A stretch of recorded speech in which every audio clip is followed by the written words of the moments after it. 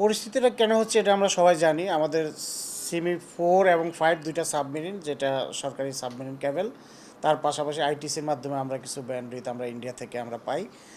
আমাদের 4 এবং 5-এর 5ই হলো সবচেয়ে বেশি ব্যান্ডউইথ আমাদের ইউজাররা ইউজ করে। আমরা যারা অপারেটর আমরা ইউজ করি, প্রায় 1700 জিবিপিএস প্লাস ব্যান্ডউইথ আমাদের এই সিমি 5-এ আমরা ইউজ করছি।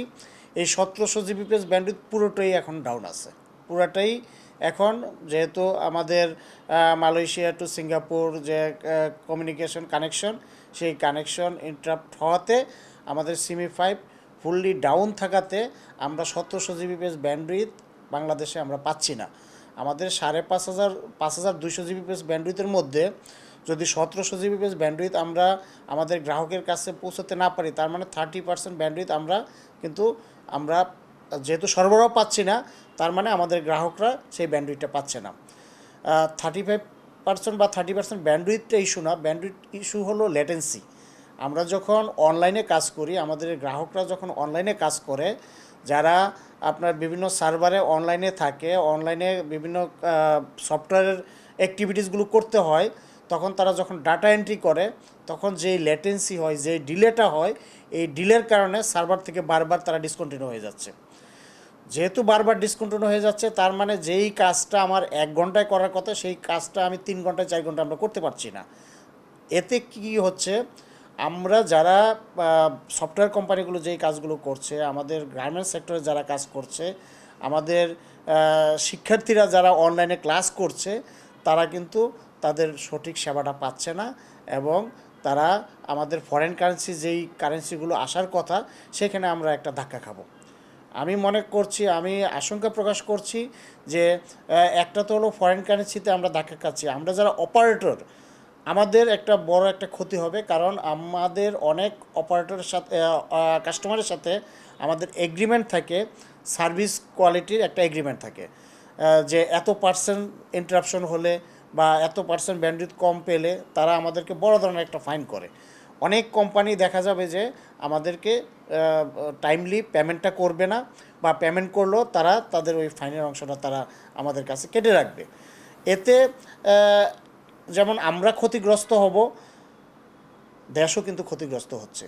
কারণ দেশ বাইরে থেকে যে ফরেন কারেন্সিটা আমাদের ফ্রিল্যান্সাররা বা আমাদের সফটওয়্যার কোম্পানিগুলো বা আমাদের কল সেন্টারগুলো যারা আর্ন করতো, সেটা কিন্তু সেখানে একটা ধাক্কা আসবে। তার পাশাপাশি এই প্রথম সাবমেরিন কেবল কানেক্ট হওয়ার পরে আমরা একটা লম্বা সময় মনে হয় আমরা সাবমেরিন কেবলের পরিপূর্ণ সেবাটা থেকে আমরা বঞ্চিত হচ্ছি অলরেডি। আপনি দেখেন, আমরা আজকেও কথা বলেছি সাবমেরিন কেবল কোম্পানির সাথে, তারা কিন্তু কোনো সুখবর দিতে পারেনি। আমরা আশঙ্কা করছি এটা 1-1.5 মাস হয়তো লেগে যেতে পারে এই সেবাটা আগের অবস্থায় ফিরে যেতে। কিন্তু 1-1.5 মাস কি আমার গ্রাহকরা বসে থাকবে? বা আমরা যারা বাইরের সাথে বিজনেস করি, তারা কি বসে থাকবে? তারা হয়তো আমার দেশের প্রতিষ্ঠানগুলো যদি সেবা দিতে না পারে, তারা অন্য দেশ খুঁজে নেবে। তার মানে সেখানে কিন্তু প্রতিযোগিতামূলক বাজারে আমরা বাজারও হারাতে থাকব। আমরা চাই যে এই সমস্যা থেকে অতি দ্রুত কিভাবে সমাধান করা যায়। হ্যাঁ, আমরা চেষ্টা করছি হয়তো সিমি 4 দিয়ে কিছু ব্যান্ডউইথ আপডেট করার জন্য, কিন্তু সিমি 4 দিয়ে আপডেট করলে কিন্তু আমাদের যে সিঙ্গাপুরের সাথে যে কানেকশন, সেটা কিন্তু আমাদের লেটেন্সি যেটা উদ্দেশ্য 5 কিন্তু সিঙ্গাপুরের সাথে ডিরেক্ট কানেক্টেড।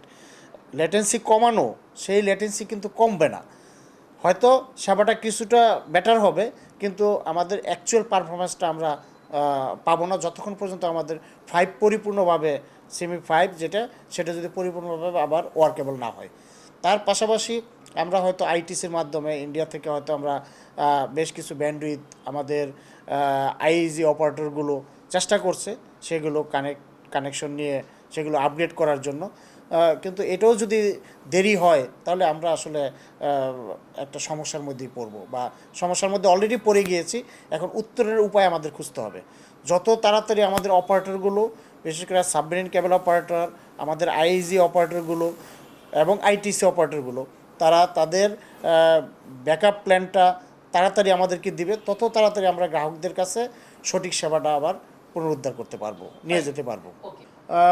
আমি একটা সময় হয়তো আমার 1 ঘন্টা 2 ঘন্টা ইন্টারনেট বন্ধ থাকলেও আমার গ্রাহকরা কিছুই বলতো না, তারা সেটা মনে করতো হ্যাঁ সিস্টেমটাই এরকম। কিন্তু এখন আমরা আমাদের গ্রাহকদেরকে এমন একটা টেস্ট দিয়েছি যে 1 সেকেন্ডও কেউ ইন্টারনেটের বাইরে থাকতে এখন আর রাজি না। এখন প্রত্যেকটা গ্রাহকই চায় 24/7 তারা অনলাইনে থাকবে।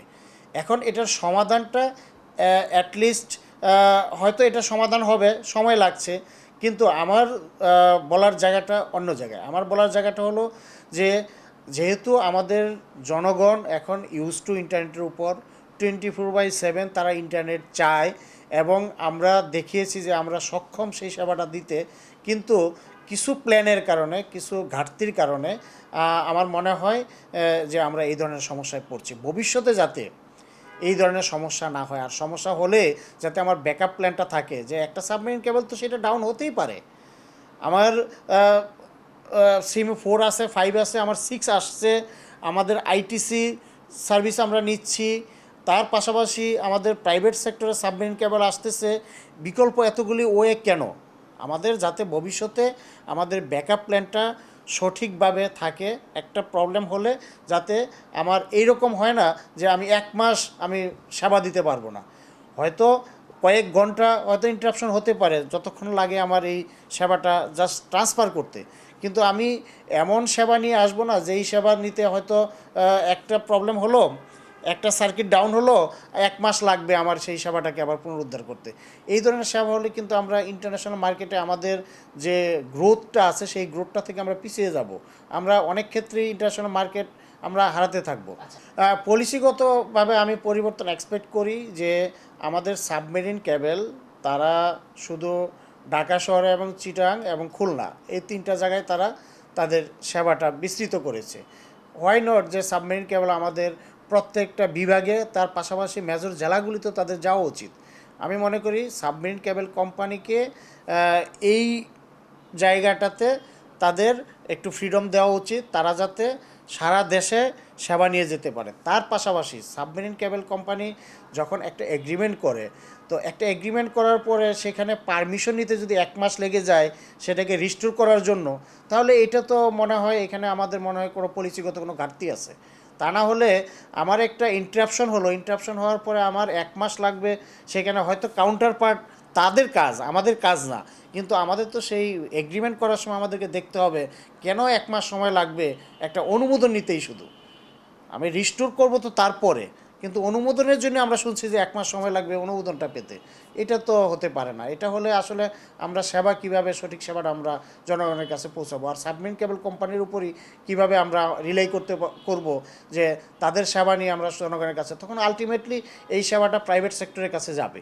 আমরাও এক্সপেক্ট করি প্রাইভেট সেক্টরের কাছে সেবা আসুক, তখন প্রতিযোগিতা হবে, তখন সবাই সেবাটা আরও ভালোভাবে দিতে পারবে।